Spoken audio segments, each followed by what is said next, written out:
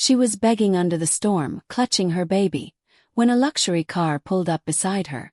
The door opened, and out stepped the man who had once promised her forever, before vanishing from her life.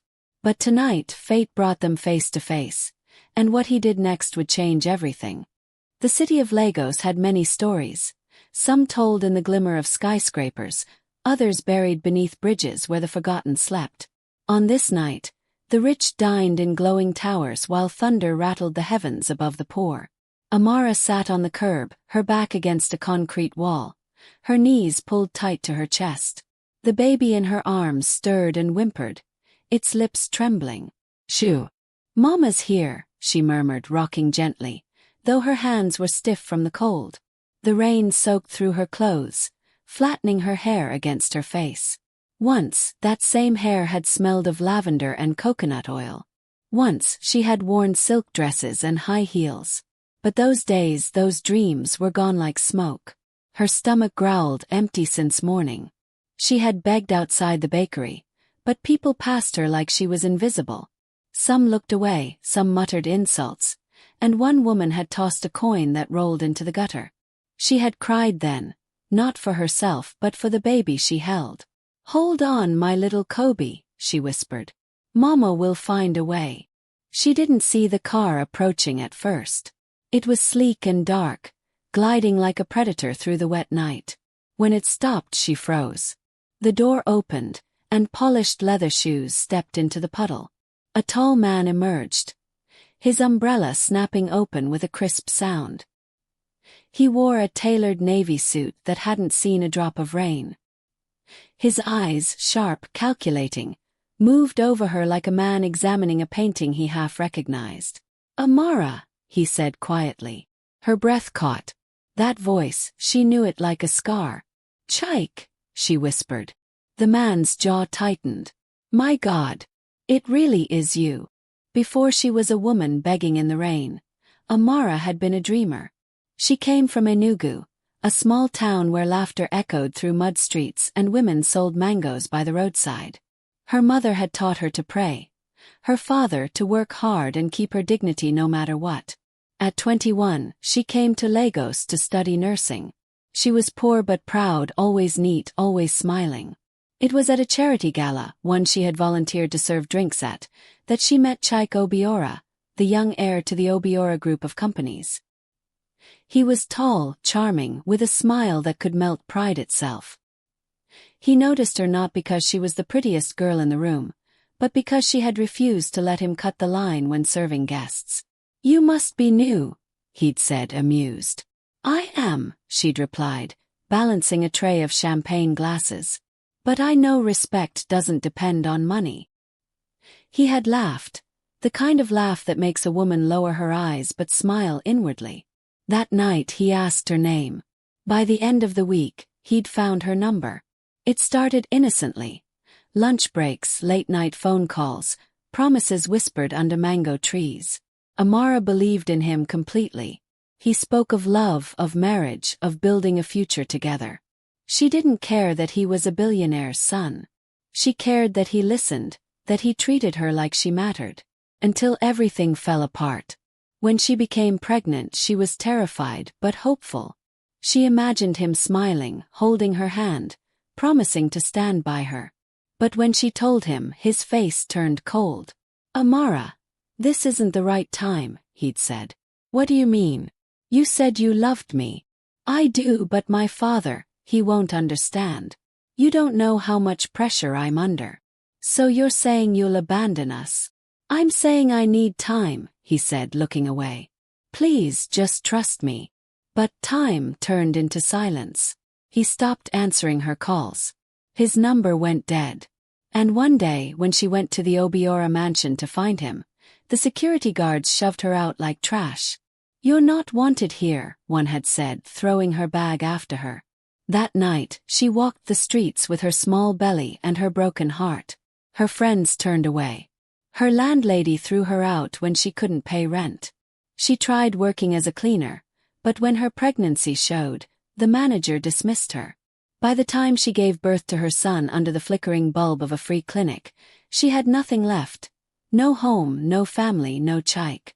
Now, years later, he stood before her again, dry, rich, and powerful, while she sat drenched and trembling. "Get up," Chaik said softly. "You'll get sick." She stared at him, anger and disbelief warring in her eyes. "Why do you care?" He hesitated.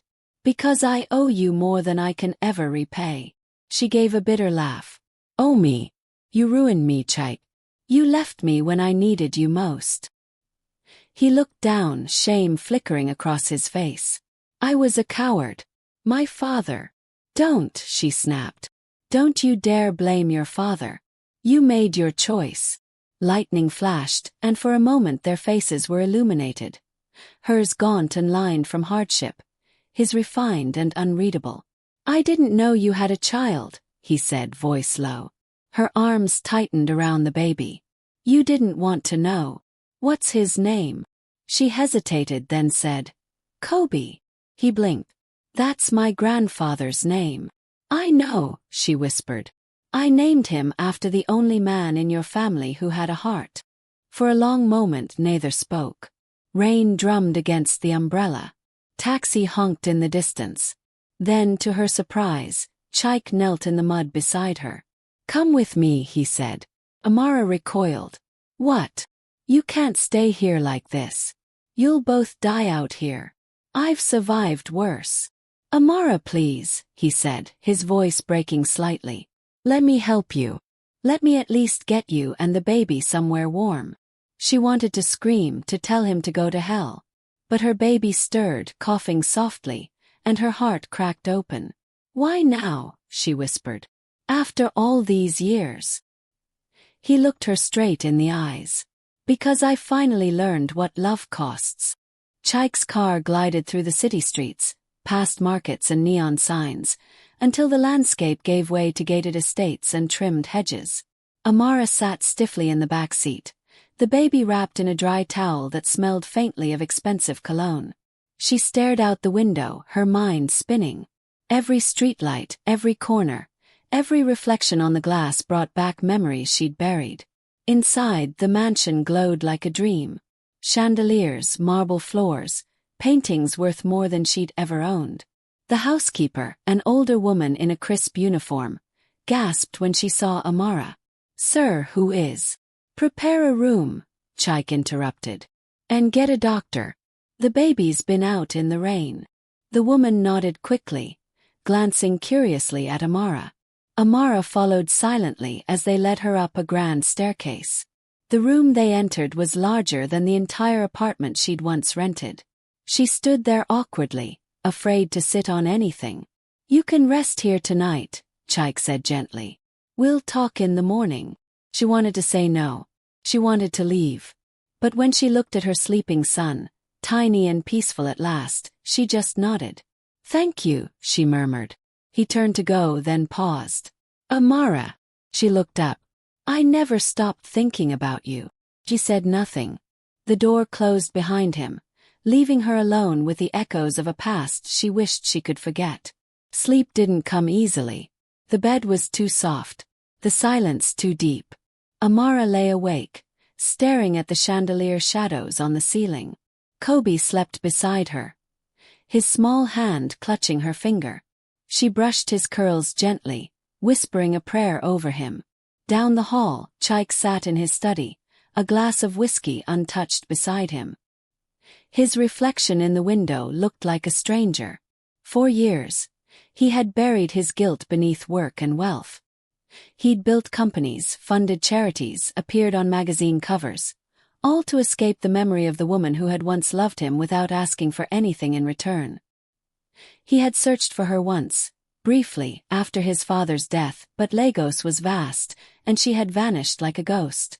Now fate had dragged her back into his world, drenched and broken, holding the son he didn't know he had. A tear slipped down his cheek, and he let it. When Amara awoke, sunlight streamed through tall curtains. Clean clothes lay folded on a chair, a simple cotton dress, comfortable and modest. Someone had washed her old ones. Kobe played with a toy car on the rug, laughing softly. For the first time in months, his laughter sounded free. The housekeeper entered with breakfast. Warm porridge, bread and fruit. Amara hesitated. I don't want charity. The woman smiled kindly. It's not charity, dear. It's care. She left quietly, and Amara sat down, hands trembling. She fed Kobe slowly, her heart a storm of confusion. When Chaik appeared at the door, she stood quickly, uneasy. How are you feeling? He asked. Strange, she admitted. Like I woke up in someone else's life. He nodded. You did. But maybe that's about to change. He gestured for her to follow him to the garden, a vast expanse of flowers and trimmed hedges overlooking the city skyline. The morning air smelled of rain and hope. He turned to her. Amara, I know words can't fix what I did. But I want to make things right for you and for our son. Her breath caught. Our son. Yes, he said firmly. I know now. And I'll do whatever it takes to earn his place, and yours, back in my life.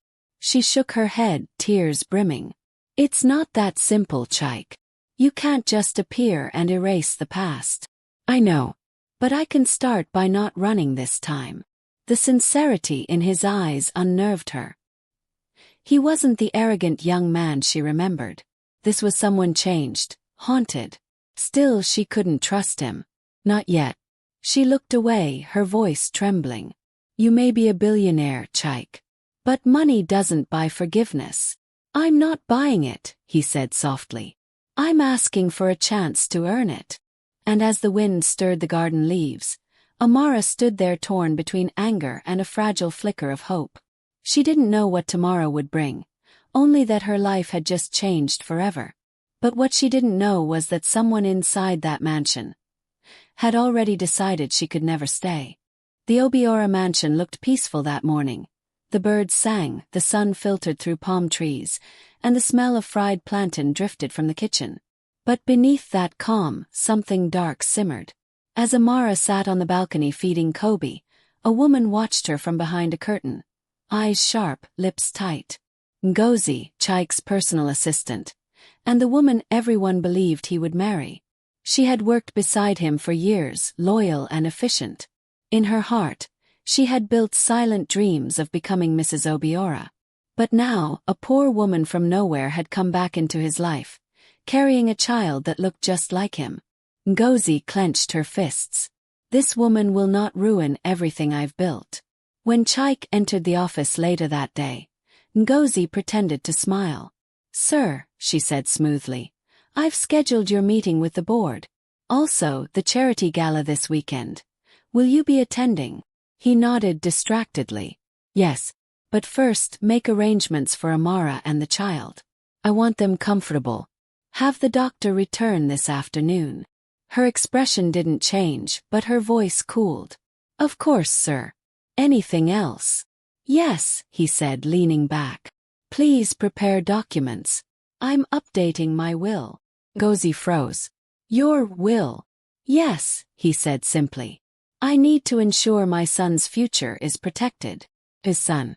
Not our future, not the company, his son. Ngozi smiled politely and walked out. But inside, jealousy burned like acid. That evening, Amara wandered into the garden again. Kobe ran ahead, chasing butterflies, his laughter ringing through the air. For the first time in years, Amara felt something close to peace. The flowers, the warmth, the scent of earth after rain. It reminded her of home. Then Chaik joined her, holding 2 cups of steaming tea. Ginger and honey, he said with a smile. Your favorite. She hesitated before taking it. You remember. I remember everything, he said softly. They walked in silence for a while, watching Kobe play. Finally, Amara spoke. Why now, Chaik? Why help me after all these years? He sighed. After my father died, I realized I had spent my life chasing things that didn't matter. Power, status, approval. But none of it filled the emptiness. He looked at her. You were the only one who ever saw me for who I really was. Her heart twisted painfully. You should have thought of that before you left me in the streets. I know, he said quietly. And I'll carry that guilt forever. But let me make amends. Not with words, with actions. She wanted to believe him. God knew she did. But the scars ran deep. When Kobe came running up, laughing, Chaik knelt and lifted him easily into his arms. The boy looked at him curiously. "Are you my uncle?" he asked innocently. Chaik smiled sadly. "Something like that." Amara looked away, tears threatening. 2 days later, the house began to whisper. The maids gossiped in corners. The driver muttered when he thought no one heard. "Who is she, that woman with the baby? They say she's his old flame." Old flame. More like a scammer. Maybe she's after his money. Ngozi made sure those whispers spread. She smiled sweetly to Amara whenever they crossed paths, but her eyes carried hidden venom. One afternoon, while Amara was bathing Kobe, Ngozi entered her room. "You must feel lucky," Ngozi said smoothly, her arms crossed. "Most women never get a second chance to ruin a man's life." Amara stiffened. "Excuse me." Ngozi stepped closer. "You think he'll marry you? That he'll throw away his reputation for a street beggar?" "I never asked for any of this," Amara replied calmly. "I just want a chance to rebuild my life." "Then take his money and leave," Ngozi hissed. "Before he regrets bringing you here." Their eyes locked, one filled with old pain, the other with jealousy sharpened by pride. Amara said quietly, "You can't shame someone who's already been through hell." Ngozi's lips curved in a cold smile. "We'll see." Saturday came, the charity gala at the Grand Hall. It was the first time Amara had stepped into such a place since her world fell apart. She wore a simple green dress chosen by the housekeeper. Her hair was neatly tied, her skin glowing softly. She looked nervous but dignified. Chaik, in a dark suit, offered his arm. "You don't have to come if you're uncomfortable," he said.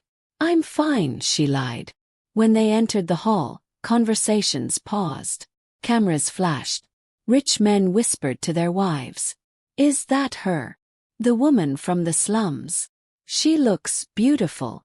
Amara felt the weight of every stare. Her heart pounded, but she lifted her chin. Then a voice called out, "Mr. Obiora, over here." It was a reporter. "Who's the lovely lady?" Chaik smiled slightly. "Someone who taught me what real strength looks like." The crowd murmured. Amara blushed, unsure what to say. Across the room, Ngozi stood near the buffet, watching them with icy fury. Her plan had to move faster now. Later that night, as Amara returned to her room, she found the door slightly open. Drawers pulled out, clothes scattered, jewelry boxes overturned. She gasped. What happened?" A maid rushed in behind her. "Madam, they said something was stolen from Sir's safe." "What?" Before Amara could speak, Ngozi entered with 2 security guards. "Search her things," she ordered coldly. "Wait, what are you talking about?" Amara cried. Moments later, one of the guards pulled out an envelope from her drawer, filled with foreign currency. Ngozi folded her arms. "Found in her room. I rest my case." "That's not mine," Amara shouted. "I swear I've never seen that before." Chaik arrived, confusion on his face. "What's going on?" Ngozi turned to him with mock sadness. "I'm sorry, sir, but it seems Amara was planning to run away, with money from your safe." Amara's eyes filled with tears. "Chaik, you know me. I would never." He looked torn, staring between her and the evidence. "Leave us," he said finally. When the others were gone, silence filled the room. "Amara," he said slowly. "Tell me the truth." She stepped closer, trembling. "I didn't do this. Someone's trying to destroy me." His eyes softened. "I believe you."